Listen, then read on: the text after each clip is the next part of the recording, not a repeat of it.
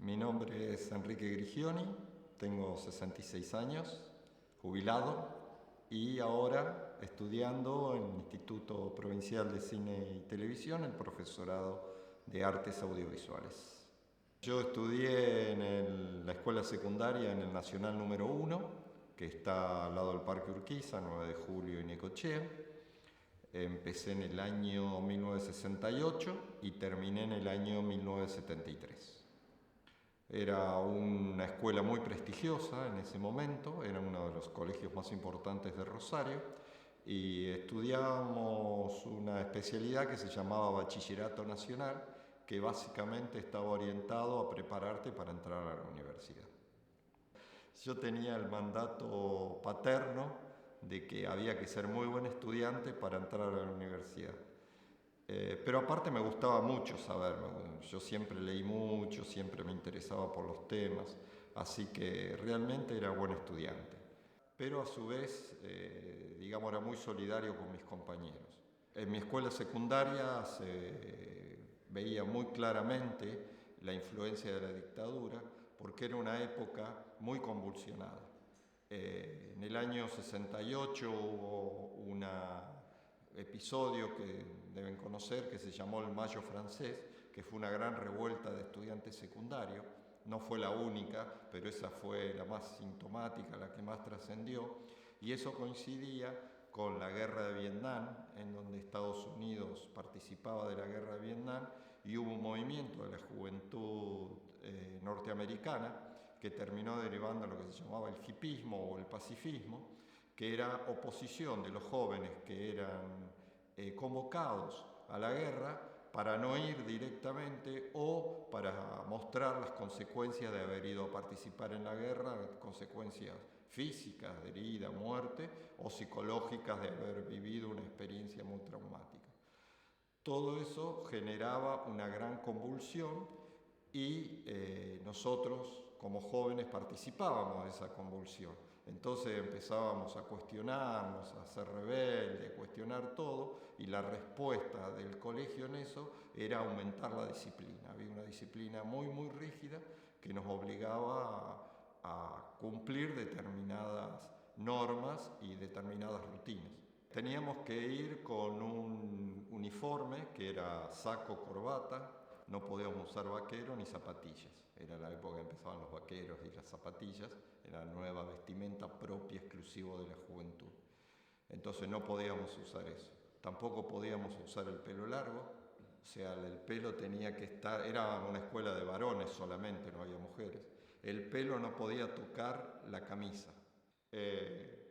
Había que pararse firme cuando entraba alguien al salón, saludar, sentarse. Era muy difícil cuestionar a un profesor o tener una opinión divergente o decirle una idea distinta. Entonces las clases se volvían absolutamente monótonas porque era un docente que explicaba lo que él quería y había que después repetir eso y no se podía salir de ese argumento.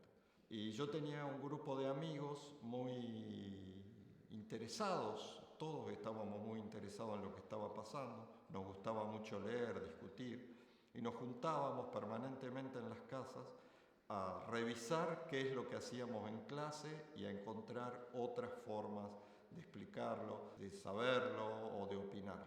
Así que por un lado teníamos una vida muy estricta dentro de la escuela, pero nuestra rebeldía era pensar de forma distinta.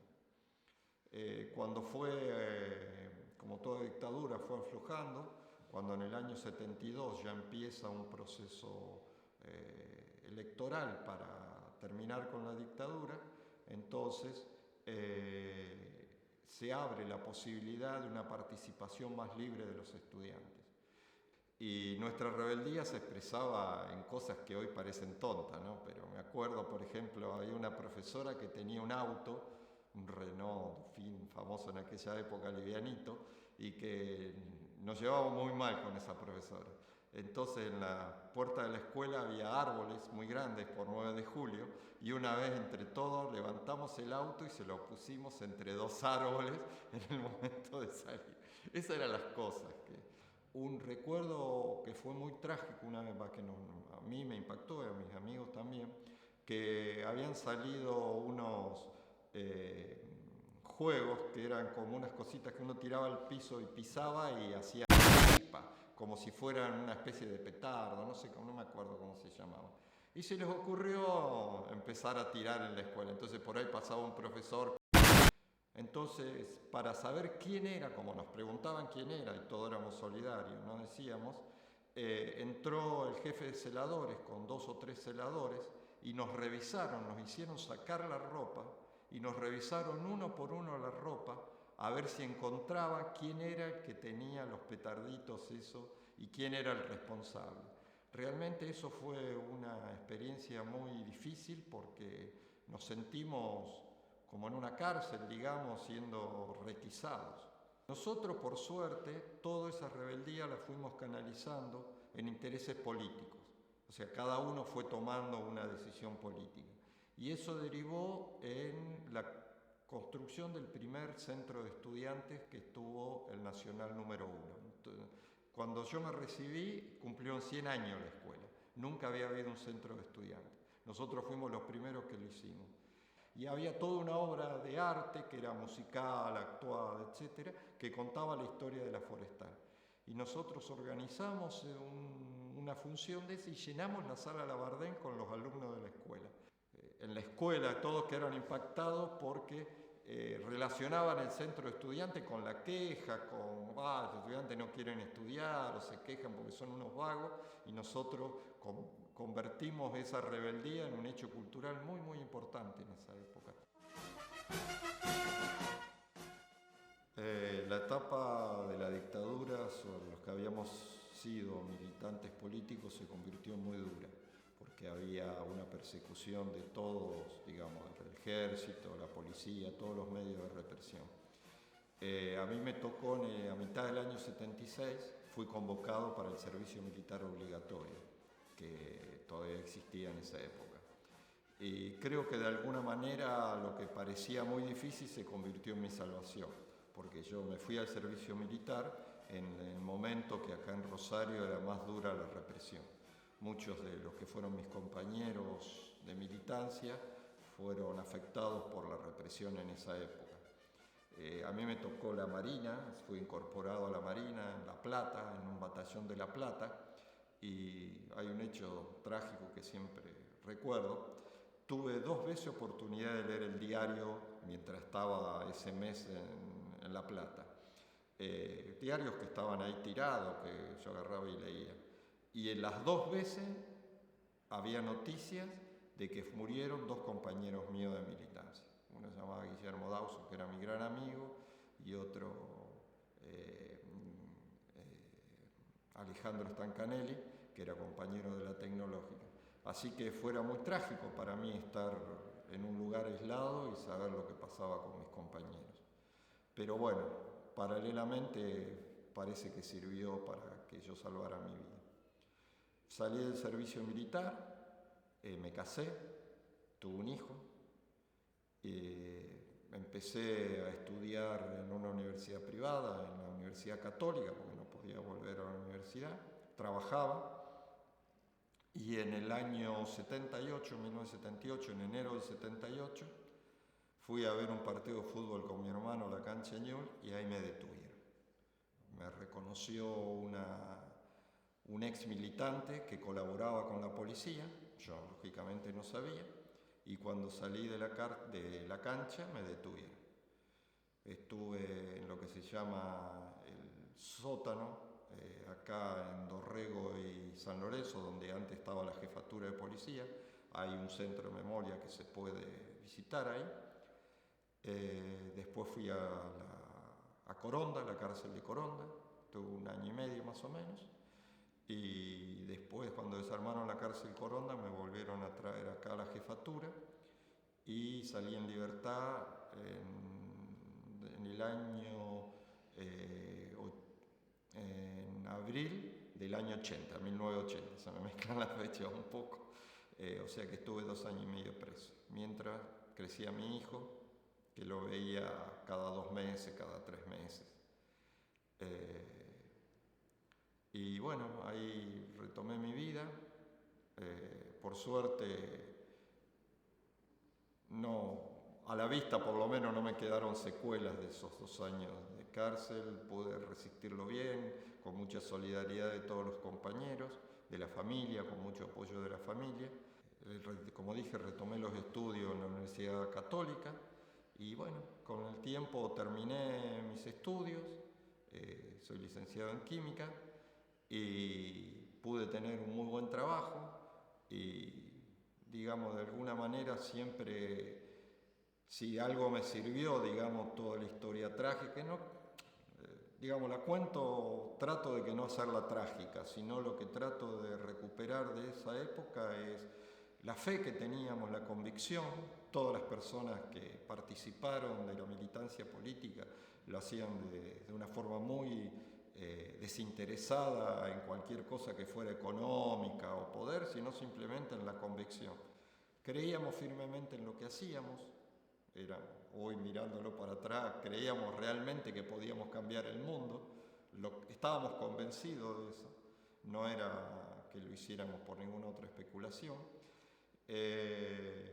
Y bueno, rescato esa solidaridad, esa comprensión, el apoyo familiar, y me sirvió para el resto de mi vida aprovechar y disfrutar todos los momentos buenos.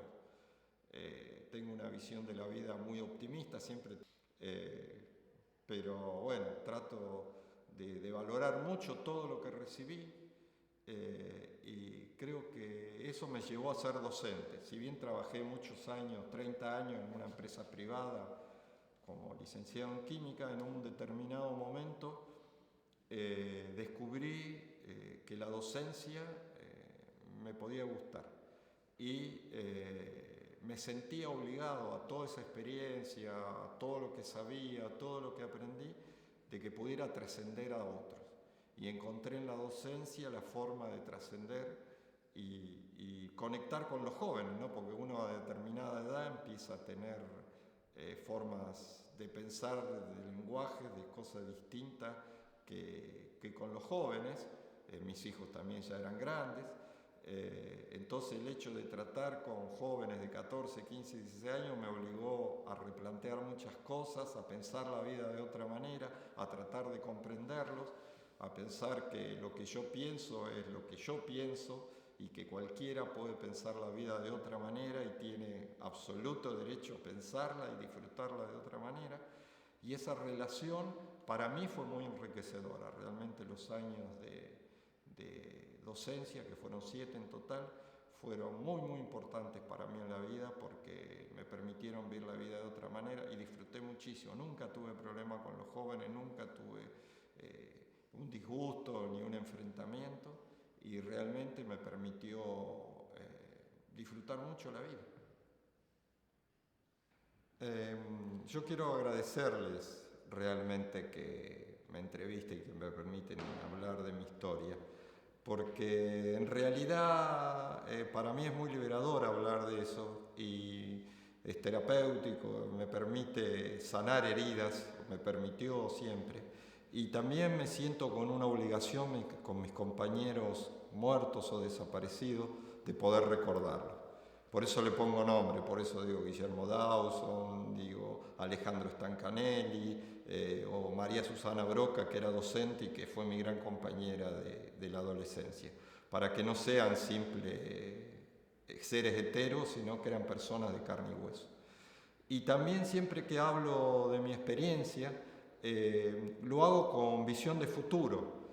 No solo la memoria, que es necesario recordarla, sino porque creo que el gran trabajo que han hecho las organizaciones de derechos humanos, sobre todo las madres, abuelas de Plaza de Mayo, crearon en Argentina. Yo he tenido la suerte de viajar bastante y veo que en Argentina hay una conciencia de los derechos humanos que no existe en otros países. Y creo que la defensa de los derechos humanos en los últimos años llevó a una expansión de los derechos sociales que de otra manera creo que no hubiese sido posible. Todas esas leyes que hacen a la sociedad, a la percepción de las personas, a la identidad, creo que hubiesen sido impensados sin la defensa de los derechos humanos.